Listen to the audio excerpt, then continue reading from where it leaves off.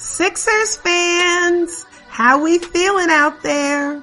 Hey y'all, my name is Lauren Gordon. Some of you may already know me on social media as Lauren Fan of the Year. Others may have just stumbled upon this podcast, but either way, I want to first thank all of you for tuning in to Season 2, Episode 8 of my very first podcast. I'm just a Sixers fan, the Lauren Fan of the Year story.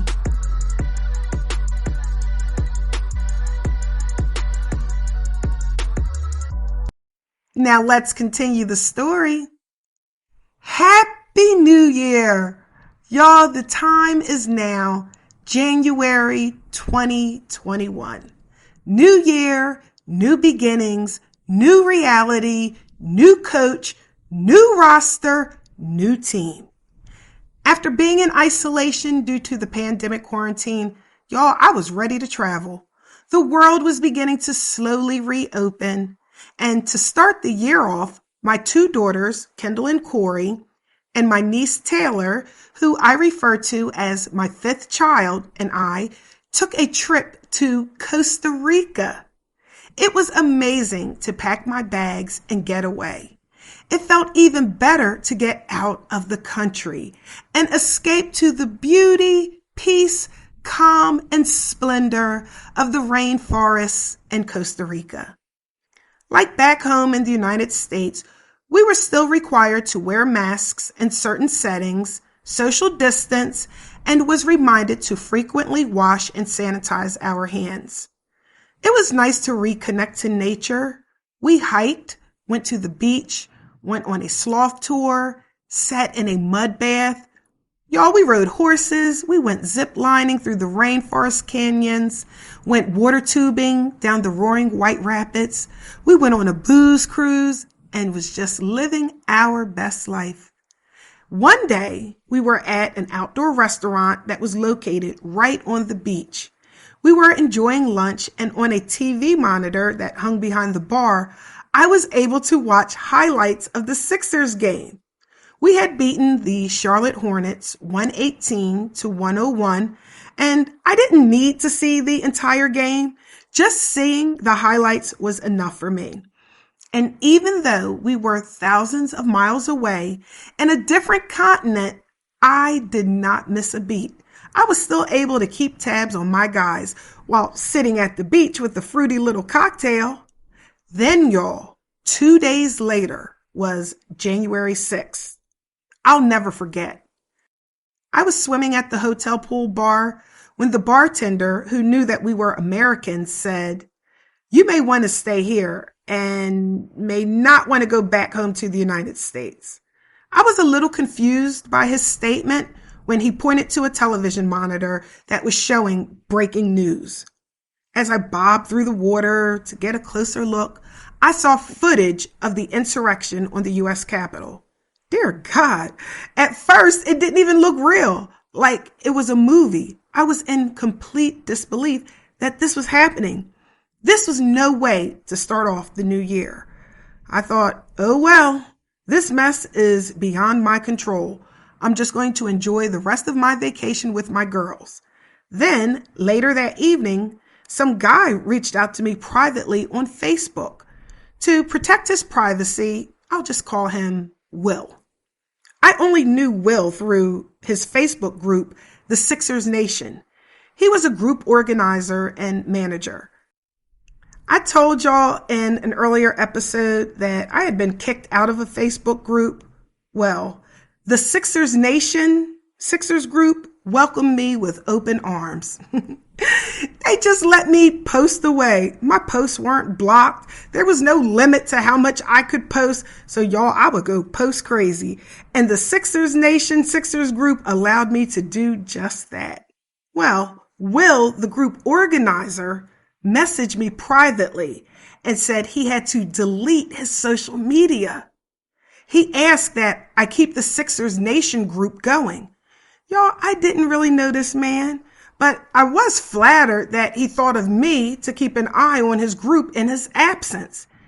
He made one final post to all of the Sixers Nation group members. Everyone, I am leaving Facebook, and I asked Lauren Fan of the Year to take my place as head admin. I don't know exactly what will happen when I delete my account. I am waiting on Facebook to get back to me on that. I will say goodbye and good luck building what me and a couple here started. I was like, wow, he trusts me to head his Facebook group during his absence? And his absence didn't seem temporary either. Will said that he was deleting his entire Facebook account, not just the Sixers Nation group.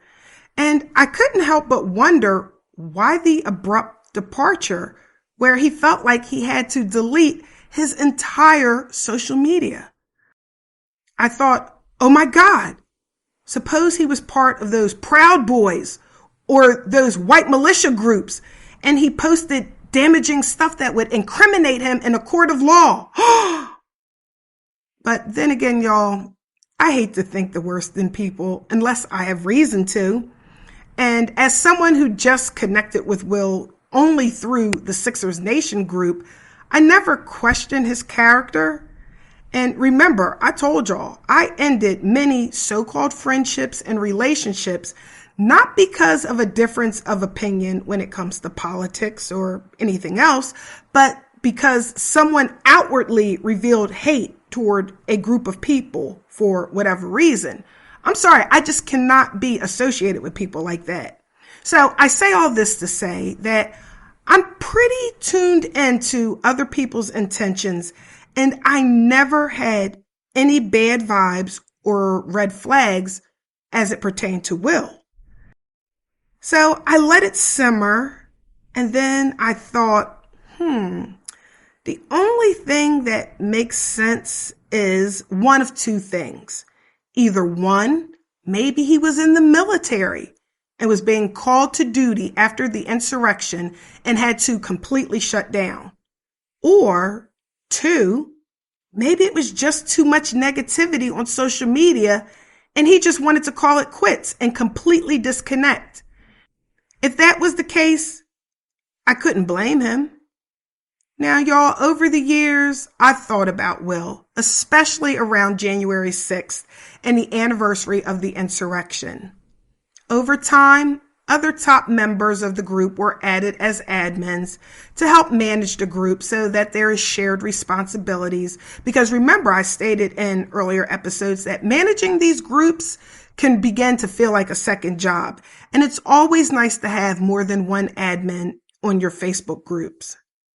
So now it's been about, 5 years since that day? So Will, wherever you are, I hope you're doing well.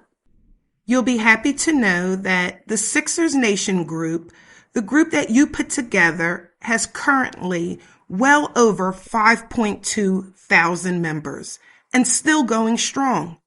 And y'all, I hate to admit that present day, I don't really post much in many social media groups, but I still keep an eye on the Sixers Nation group for Will.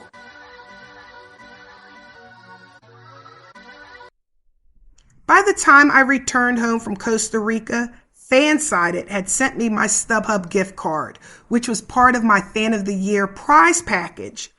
I was already looking forward to scheduling a few road games and using my StubHub gift card to cover the cost of my game tickets. I figured I would just hold on to it until the new NBA schedule was released for the 2021-2022 season, and then I could start booking my trips. Our rookie, Tyrese Maxey, was getting some playing time, and I began to really take notice of his game and appreciate his talents.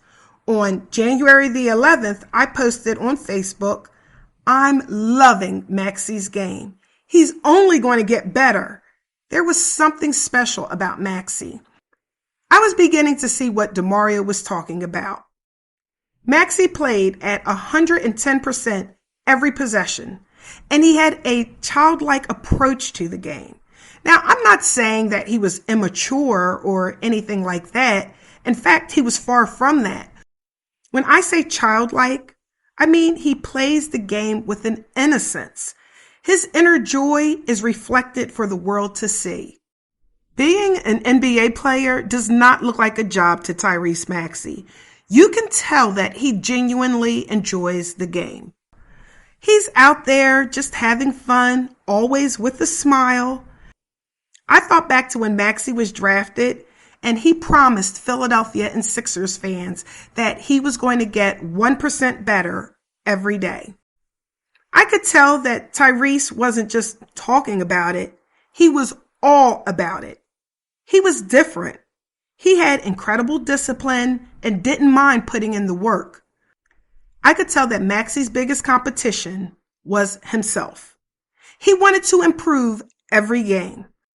Seeing Tyrese Maxey's hunger and love for the game made me immediately drawn to him. DeMario was right.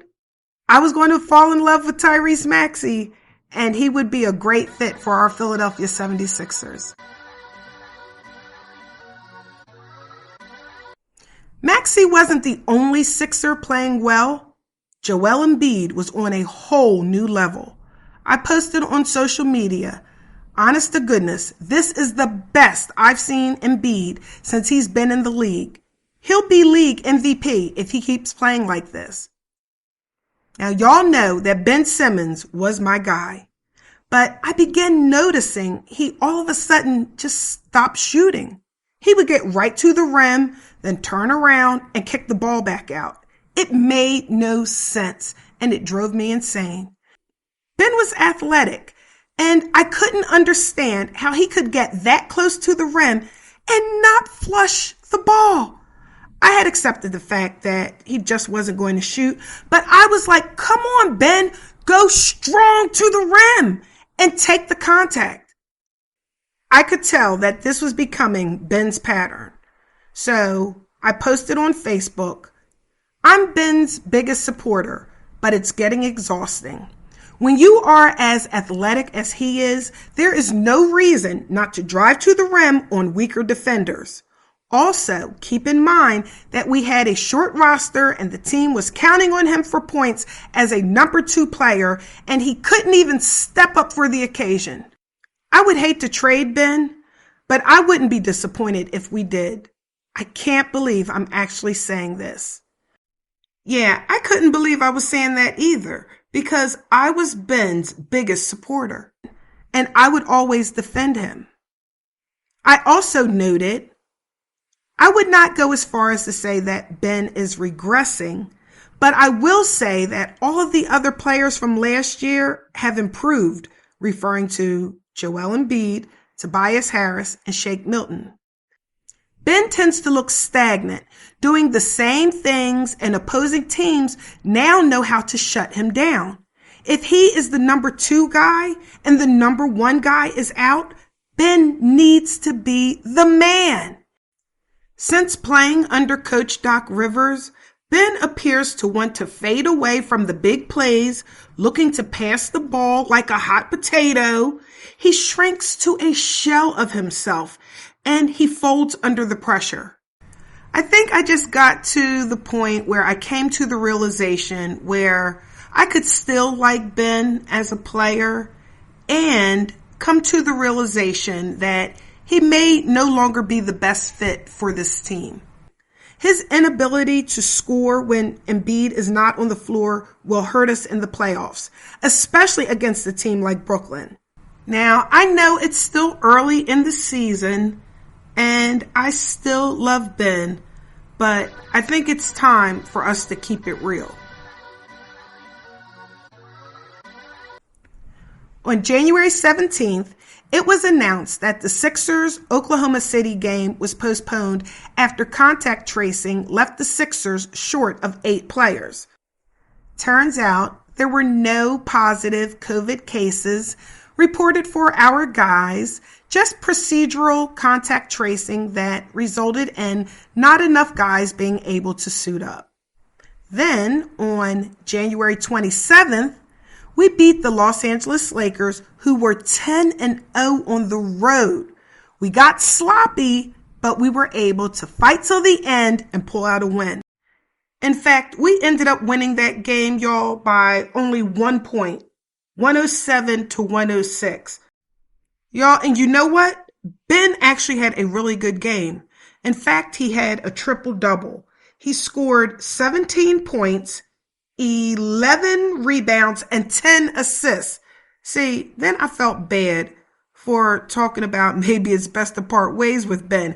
And see, that was the frustrating part because Ben would be hot and cold at times. But when Ben was aggressive, Ben, he played really well. And I always felt like if we could just surround Ben with a bunch of shooters, we wouldn't necessarily need to rely on him to shoot to be able to score. I mean, at the end of the day, we did have Tobias Harris, Danny Green, Seth Curry, Shake Milton, and even Furkan Korkmaz, who were all good shooters. And we still had a young and up-and-coming Tyrese Maxey. I figured with all of these good shooters on the team, this could possibly take some of the pressure off Ben. Then he could just focus on what he does well, which is basically be the primary ball handler and just rack up on the assists. And y'all, even without shooting, Ben can still put points on the board. All we needed to do was keep him down low in that dunker's putback position because he was great on offensive boards and defensive boards. And Embiid, for the most part, hung out at the 3-point line. He wasn't going down low. So it was wide open for Ben to do his thing. So I figured this should just work out great for us. On February 1st, Coach Doc Rivers was recognized as the Eastern Conference Coach of the Month. Well deserved. Our team was playing at a high level, and we were making some noise around the league. Everyone was beginning to take notice. Our guys were having great individual games, and more importantly, they were able to play well together as a team. As I mentioned, Ben would be inconsistent. Sometimes he would play hard, sometimes he wouldn't, but I always loved aggressive Ben. When Ben was aggressive, y'all, Ben Simmons was unstoppable, and we would win games. And whenever I made a post about Ben having a great game, I would always add the emoji with the smoke coming out of his nose. That was my aggressive Ben emoji, which basically meant that during that game, Ben was locked in. Y'all, on February 2nd, Groundhog's Day, our Philadelphia 76ers were the number one team in the Eastern Conference. We had a winning record of 15-6, and we were 8-2 in the last 10 games we had played. The Bucks and the Nets were both 2.5 games behind us. We were clearly the best team in the East, and I know it's a long season, but at that point, I was feeling good about our squad and our chances in the playoffs. And I didn't want to get too far ahead of myself, but I couldn't help but to think about our chances of making it to the NBA Finals and even winning the 2021 NBA Championship. We played the Portland Trailblazers on February the 4th, and y'all, Joel Embiid had 37 points, followed by Maxey with 15 points. Korkmaz had 13 points, and Tobias and Shake Milton each had 12 points. We had so much talent that each game there would be a different player who would step up alongside Joel Embiid. Then, y'all, on February the 12th, Budweiser had released limited edition Philadelphia 76ers beer cans, which featured vintage designs. It was part of a series giving 24 NBA teams their own beer can. Listen, I hunted those beer cans down, and I was able to buy a couple Sixers cans and display them in my Sixers room. Of course, I drank the beer first. Duh. Now I'm just displaying the empty beer cans.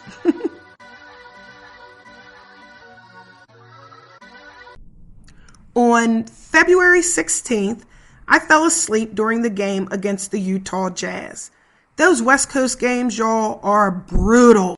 It's always a struggle to stay up late for those West Coast games because I'm typically a morning person. Well, I woke up in the middle of the night and of course I grabbed my phone to check the score and I saw that we had lost to the Jazz 134 to 123, but Ben Simmons had 42 points. And I was like, what? I believe at the time it was his career high. Well, wait, I had to also clap it up for Tobias Harris. Y'all, Tobias had 36 points. So now that I'm thinking about maybe Embiid rested that night, but how great is it, y'all, that Ben had 42 followed by Tobias with 36 against the Utah Jazz. Crazy talent. Then on February 18th, Joel Embiid was named to the 2021 NBA All-Star Game as a starter. No surprise there. Then our Sixers played the Chicago Bulls the following day on February 19th, and y'all, Embiid had 50 points. 50, not 15, 50 points and 17 rebounds.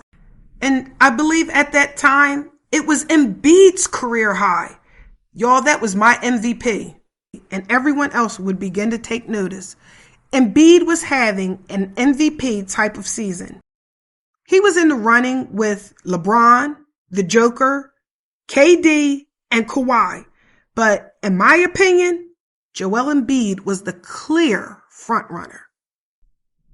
Then the next day, February 20th, Doc Rivers was announced as the All-Star coach for the 2021 NBA All-Star Game. No surprise there. Doc was having this team playing at such a high level. I went on social media and I posted, "What a week. We're in first place. Our 1 and 2 players each scored career highs, and our coach and franchise player got selected for the All-Star Game. And GIF only, how y'all feeling?" And y'all, I think this was around the time I started asking Sixers fans everywhere, "Sixers fans, how we feeling out there?" I received a package in the mail from Society 76. Remember, I told y'all that's the season ticket holder group. And I'm always excited for those packages. Well, I opened the box and to my surprise, I found a black Sixers t-shirt with the snake logo in white, and on the arm sleeve had the little 7-6 logo, and it's really, really nice. And it included a letter that read, "Hello, I hope this note finds you safe and healthy. Although I've certainly enjoyed the excitement of this season, I've missed the energy of game days in the arena and the chance to catch up with you in person. I can't wait until we can all safely be back together again. Until then, I noticed that a t-shirt landed in your seat during our most recent virtual t-shirt toss, so I wanted to make sure you received it. As always, if you need anything from me, don't hesitate to reach out directly. Talk soon and go Sixers." That made my day. Even though fans were still not allowed in the arena, they would randomly select certain season ticket holders to receive the t-shirts that would normally be tossed out to the fans during the games. Then, y'all, on February 26th, the end of February, it was announced that the Wells Fargo Center was preparing for the possibility of fans returning to the arena for Sixers and Flyers games. It had been almost a full year since I last attended a live Sixers game. This was the best news I heard all day. Dear God, please let this happen. I cannot wait to return to the Wells Fargo Center and see live Sixers basketball again.